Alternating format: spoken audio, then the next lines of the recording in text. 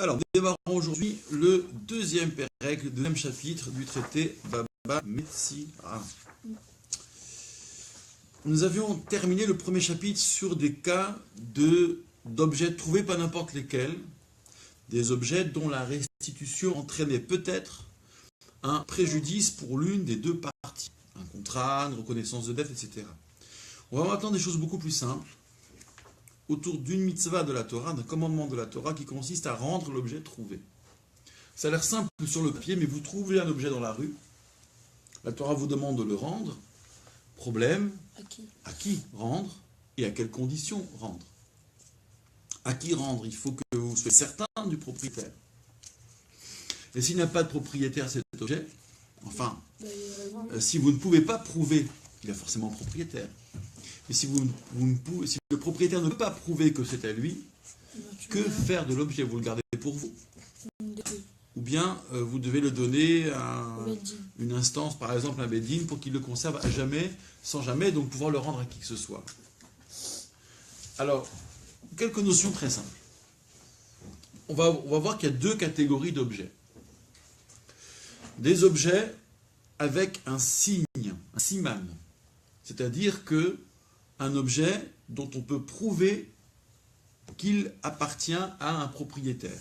Vous trouvez, mettons, un cahier avec dedans des écritures, avec un contenu, avec une écriture manuscrite reconnaissable, avec des signes. Avec un nom. Et donc, vous êtes tenu de publier votre trouvaille, pas la rendre tout de suite, mais de la publier. Voilà, j'ai trouvé un cahier et sous réserve que des signes me soient donnés, je rendrai ce cahier acquis de droit. Alors, tu dis genre, j'ai trouvé un cahier, tu dis au gars, écris, genre par exemple cette phrase. Par exemple, il peut lui montrer son écriture, vous dites, tu sais, dans ce cahier, il y avait ça, d'accord? Et donc, en fonction de ce qui est donné, si les signes sont bons, eh bien, j'accomplis enfin le commandement de rendre l'objet trouvé. D'accord?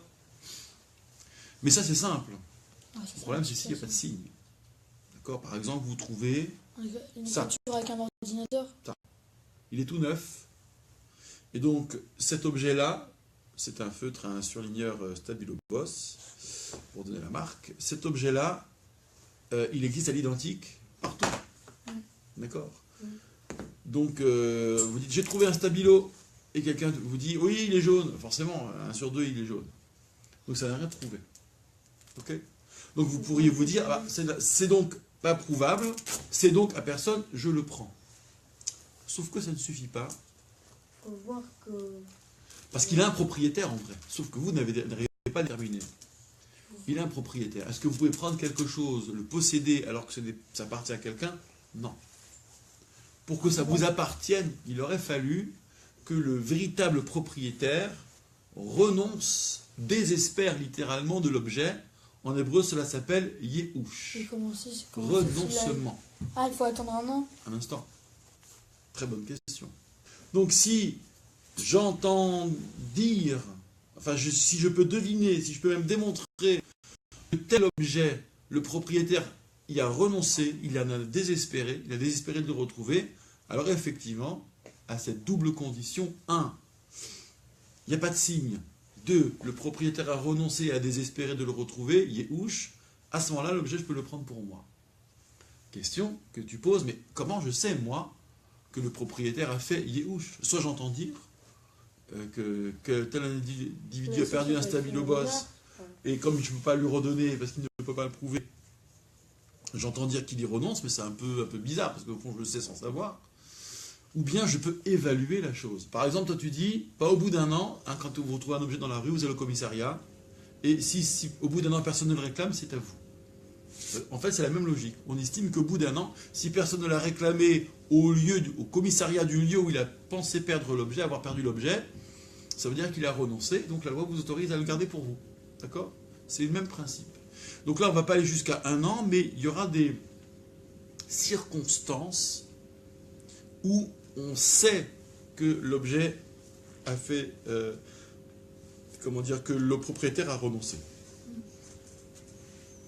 Par exemple, le cas le plus simple, c'est une bourse d'argent, ou des pièces d'argent, des pièces de monnaie. Sachant que toutes les pièces de monnaie se ressemblent. Alors peut-être pas la bourse, etc., l'étui, mais en tous les cas, les pièces de monnaie se ressemblent. vous trouvez des pièces de monnaie, vous ne voyez personne à l'horizon, et c'est disposé de manière tout à fait aléatoire, c'est posé comme ça, c'est jeté, on voit que c'est tombé d'une poche, vous ne pouvez pas les rendre, il n'y a pas de signe.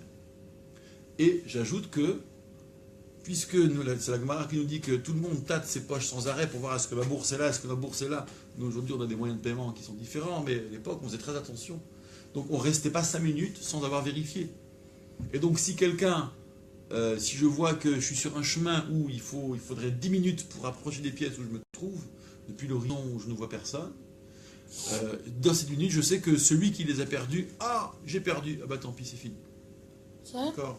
J'exagère un peu, je schématise, mais disons qu'il y a des cas où on pourra deviner, on pourra déduire qu'à l'évidence, le propriétaire a renoncé, et dans ces conditions, je peux prendre. Ici, par exemple, s'il y a plein de personnes, et là tu trouves 10 euros par terre, tu en fais quoi? Alors? T'en fais quoi? Là, comment tu peux se dire, il y a plein de personnes, tu vas pas dire ça à vous. C'est une bonne question, c'est ce qu'on va découvrir dans la Mishnah. D'accord? Comment je peux dire qu'il y a un siman ou il n'y a pas de siman, et s'il n'y a pas de siman, est-ce que je peux prendre? D'accord? C'est tout l'objet de la Mishnah. C'est bon? Donc retenons deux notions fortes. Siman, Yehush. Siman, c'est le signe probant. Yehush, c'est le désespoir, le renoncement du propriétaire. À ces deux conditions, pas de siman plus Yehush, je peux prendre l'objet pour moi. D'accord? Alors, la Mishnah, elle commence très simple. Je la trouve.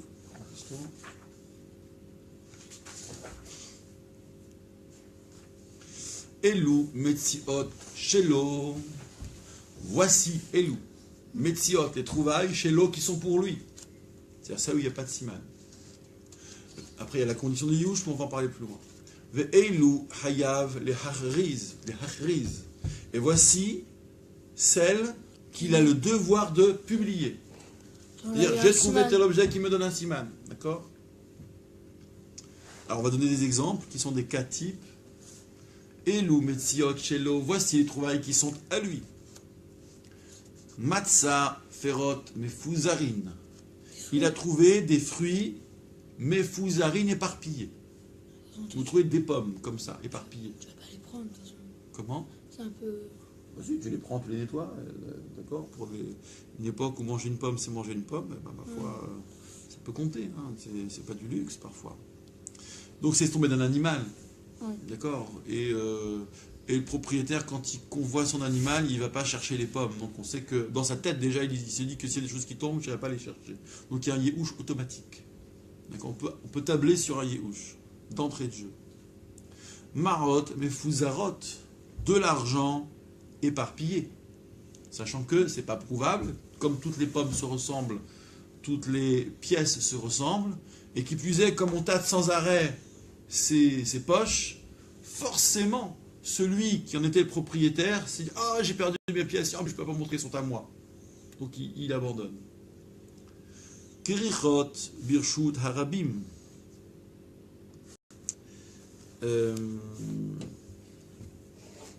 Et si, il peut montrer, genre par exemple... Des petites gerbes dans le domaine public.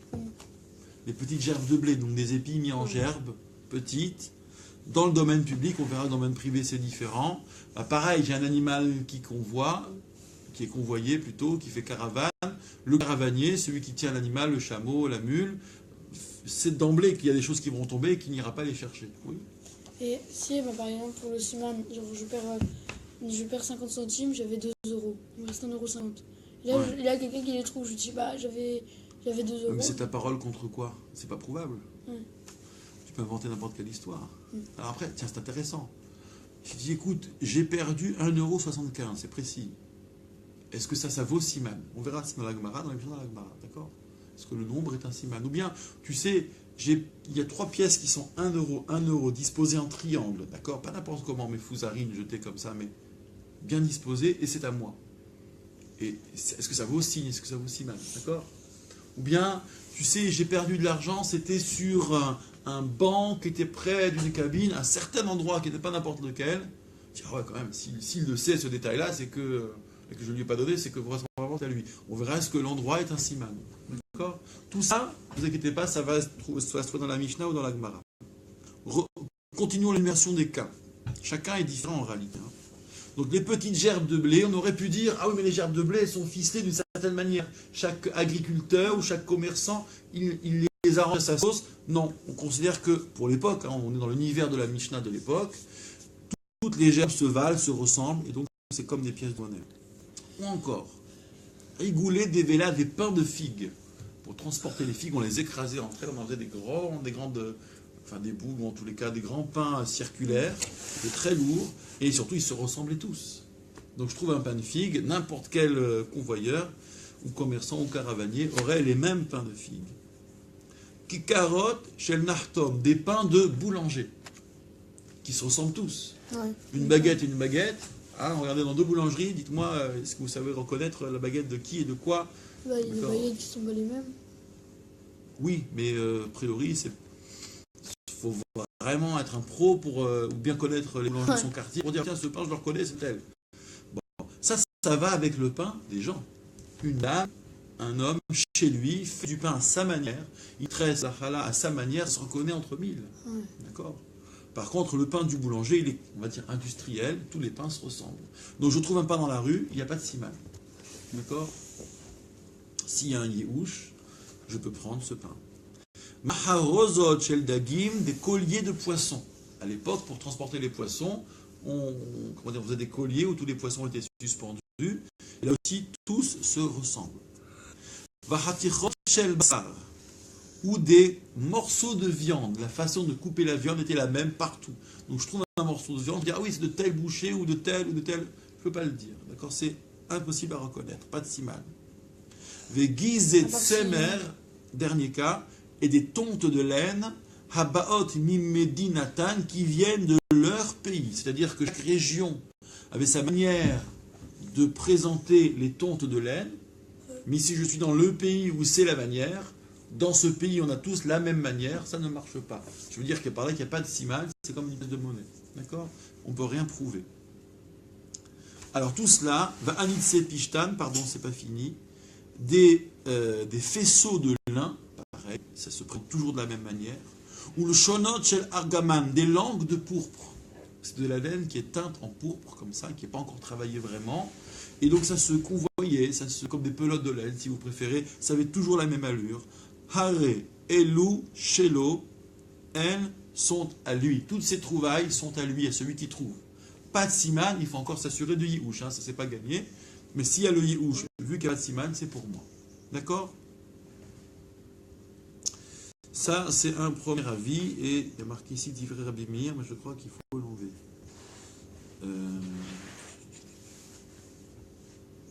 Ouais. Rabbi Houda Omer, Rabbi Houda dit, alors lui il donne une règle, Kol sheyeshbo shinui, tout ce qui a un shinui, qu'est-ce que c'est shinui? Un changement, une anomalie. Donc c'est le pain de figue, mais je vois qu'il y a, il n'est pas habituel, d'accord? Je ne sais pas, moi, il y a un ruban, il y a n'importe quoi, d'accord? Quelque chose en plus. Alors, tout ce qu'on a dit ici, dès qu'il y a n'importe quel changement, Hayav l'Ariz, il est tenu de publier. Illustration, Ketsad, comment cela? Matzer Igoul, il trouve un pain de figue, un rond de figue. Ou Vetoro Heres, et dedans il y a un petit morceau d'argile. Donc c'est comme une signature. Ou bien Kikar, un pain, ou Vetoro Marot, et dedans il y a une pièce de monnaie. Donc là c'est par hasard, d'accord? C'est comme la fève dans les galettes, dans les frangipanes, d'accord? Bon, là en l'occurrence c'est pas de bol parce que toutes les galettes ont une fève. On dit ah attends, j'ai trouvé une galette, ah, d'accord. Si c'est la mienne, c'est qu'il y a une fève dedans. Ça marche pas, ça, d'accord? Parce qu'il y a une fève. Donc tu dis quelle fève? Peut-être c'est très standardisé. Mais bon, du pain avec une pièce de monnaie dedans, c'est pas commun. Et si quelqu'un dit disons, j'ai perdu un pain, ah oui, donne-moi un siman, il y a une pièce de 2 € dedans. J'ai fait exprès. Ok, c'est à lui. Ouais, si il y a une pièce de 2 €, il y en avait une de 1 €. Ah, donc, il ajoute à Yann. C'est une très bonne question. Il me dit, il se trompe sur la somme. Alors on verra qu'il y a des choses qui sont tolérables ou pas. D'accord? Il me dit, tu sais, dans mon pain, il y avait une pièce, mais c'est 2 € et à la fin, c'est une pièce de 2 €, et ça marche. On va analyser ça aussi. Bah même, mais qu'il y ait une pièce qu'il y ait une pièce, déjà, c'est un grand détail, donc t'es pas obligé de dire la somme. Bravo. Toi, tu dis, c'est quand même très fort, c'est un beau détail de dire qu'il y avait une pièce dedans. Ouais, Après, la somme, il a pu oublier. Donc tu dis, c'est pas grave, on gratte pas trop sur la somme. Quelqu'un d'autre aurait pu le faire aussi. Faire aussi un siman pour lui. Ouais, quelqu'un d'autre aurait pu faire un pari, je vais tenter la pièce, on verra bien, ça passe ou ça casse. Vos deux raisonnements se tiennent. Très bien, ça pourrait être une belle marloquette dans la Gemara. Vos deux raisonnements se tiennent très très bien. D'accord? Et donc on essaiera de trancher. À la limite, poursuivre la discussion, argument contre argument. Mais c'est très bien ça. D'accord? Alors voilà pour Rabbi Yehuda, d'accord, qui nous dit, dès qu'il y a un chinouille, exemple, pain de figue avec dedans un morceau d'argile, ou pain avec dedans une pièce, il faut publier. Pas rendre automatiquement, mais publier. En recherche d'un siman. Puis j'ai trouvé ça. Le gars il va dire, ah bah c'est à moi, et je prouve qu'il y a de l'argile dedans. Ouais, un instant. La dernière information de la Mishnah, Rabbi Shimon ben El-Hazar Omer, Rabbi Shimon ben El-Hazar dit, Kol kele anporia, tout ustensile anporia, on pourrait traduire par amphore, c'est ce que c'est qu'une amphore, les grandes jarres pour tenir le vin, pour contenir le vin. Eno hayav lachriz, on n'est pas tenu de publier. Alors en fait c'est un cas type. Qu'est-ce que c'est anporia ici? La Gemara nous dit on se sert d'un mot grec en fait. Ça se voit, hein, ça s'entend. C'est pas d'hébreu, de l'araméen. On se sert de ce mot grec pour en fait dire une expression en hébreu qui est ein po re'aya. Anporia c'est ein po re'aya. Il n'y a pas là de preuve. Il n'y a pas ici de preuve. En fait, qu'est-ce que c'est? C'est un ustensile tout neuf, fabriqué en série. Et donc, vous allez me dire, bien ça, on a déjà dit ça, quand il n'y a pas de siman, il n'y a pas de siman. Mais disons qu'il y a des ustensiles, même s'ils sont fabriqués en série, on les reconnaît, on les sent. D'accord? Par exemple, une voiture. Vous achetez une voiture toute neuve. Au bout de quelques minutes, cette voiture, vous l'êtes appropriée, vous savez la reconnaître. Il y a des gens particulièrement réputés, honnêtes, on va dire les grandes sadikim, mais qui on va donner quand même s'ils ne donnent pas de siman. D'accord? Simplement parce que leur œil s'est habitué à l'objet.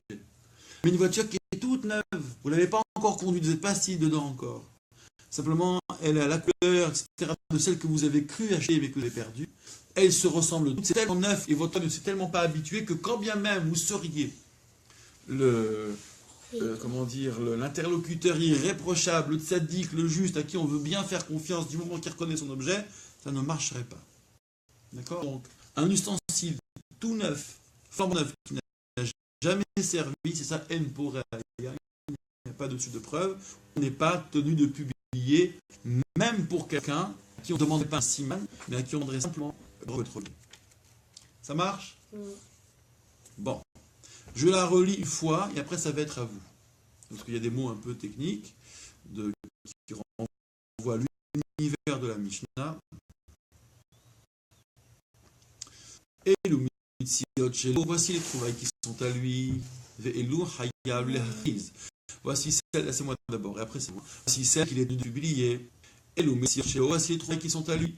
Il a trouvé des fruits éparpillés, des pièces de monnaie éparpillées. Des petites gerbes de lait dans le domaine public. Des velas, des pains de figues, du pain de boulanger. Des colliers de poisson, des morceaux de viande. Des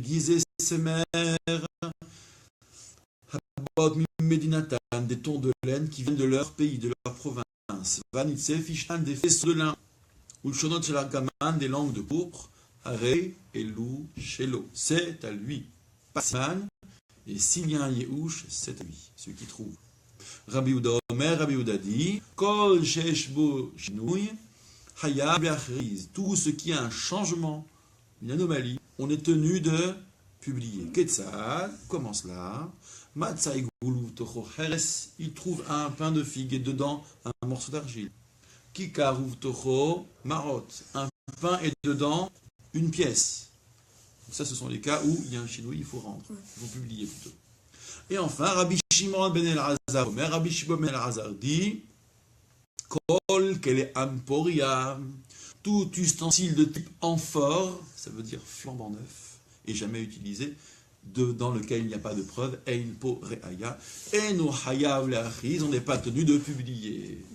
C'est-à-dire que, même sans siman, c'est évident, puisqu'il n'y a pas de siman qu'on ne doit pas publier, mais il y a des cas où, même sans siman, si quelqu'un reconnaît l'objet, il ne me donne pas de signe, si c'est quelqu'un de très très recommandable, très très honnête, je dois pouvoir le rendre aussi. Et bien même là, si c'est flambant neuf et que l'œil ne s'est pas habitué, tiviot aïn, littéralement, l'œil n'embrasse pas, n'a pas embrassé l'objet, je ne publie même pas. Ok? Un, à vous de jouer maintenant, tous en chœur. 2, 3. Elou Metziot Shelo, voici les trouvailles qui sont à lui, Elou Hayal Achiz, voici celle qu'il est tenu de publier. Elou Metziot Shelo, voici les trouvailles qui sont à lui, Matzah Terot Mefouzarin, il a trouvé des fruits éparpillés, Marot Mefouzarot, des pièces éparpillées. Krichot de Shutarabim, des petites gerbes dans le domaine public. Végoulé, des vélas, des pains de figues, des gâteaux de figues. Kikarot, shel nartom, des pains de boulanger. Maharozot, shel dagim, des colliers de poissons. Vahatichot, shel bassar, des morceaux de viande. Vegizet, semer, des tontes de laine. Habaot, mimedinatan, qui viennent de leur province. Vanitze Fishtan, ou des faisceaux de lin, ou le shonot shel argaman, ou des langues de pourpre. Hare Elou Shelo, c'est à lui. Stop. À n'importe quelle condition, c'est à lui. Oui. S'il n'y a pas de siman. Oui, s'il n'y a pas de siman. À part. Il faut aussi qu'il y ait ouch, renoncement. Oui. Ensuite, Rabbi Yehuda Omer, Rabbi Yehuda dit, Kol sheyesh bo shinui, tout ce qui a un changement, Hayav le'achriz, il est tenu de publier. Ketzad, comment cela? Maser igul tocho heres. On trouve un gâteau de figue et dedans un morceau d'argile. Kikar ou tocho marot, un pain et dedans une pièce. Donc ça, ce sont les cas où il faut publier quand même. Rabbi Shimon ben Elazar Omer, Rabbi Shimon ben Elazar dit, Kol kele anuporia, tout ustensile du type amphore, ça veut dire flambant neuf qui n'a jamais servi, et no hayav le'achriz, il n'est pas tenu de publier. Je vous pose une question. Le deuxième avis, Rabbi Yehuda, qui dit dès qu'il y a un chinouille, dès qu'il y a un changement, il faut publier. Est-ce que c'est contre le premier Tana ou c'est avec le premier Tana? Avec le premier Tana. Avec, on est d'accord. Parce que là, il parle c'est la même logique. Le premier Tana, il parle pas. Il ne parle pas des, voilà, il parle pas des cas où il y a un changement. A priori, on va voir si ça se maintient.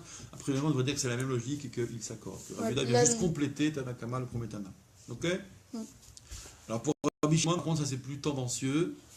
On pourrait imaginer qu'il y ait une marloquette, qu'il y ait un désaccord entre Tanakama, Rabbi Yehuda et Rabbi Shimon, ou bien Tanakama et d'un autre côté Rabbi Yehuda et Rabbi Shimon. Ça, ce sera à. Moi, je vois juste Tanakama, Rabbi Yehuda contre Rabbi Shimon.